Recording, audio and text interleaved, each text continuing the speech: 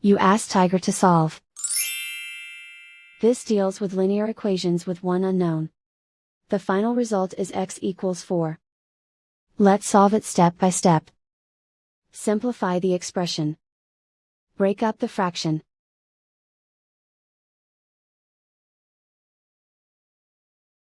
Simplify the fraction. Find the greatest common factor of the numerator and denominator. Factor out and cancel the greatest common factor. Group like terms. Combine the fractions.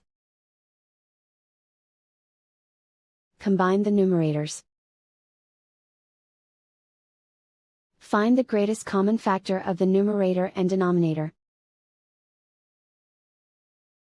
Factor out and cancel the greatest common factor. Convert the integer into a fraction. Combine the fractions. Combine the numerators. Simplify the arithmetic. Group all constants on the right side of the equation. Add 1/2 to both sides. Combine the fractions. Combine the numerators. Reduce the zero numerator. Simplify the arithmetic. Combine the fractions.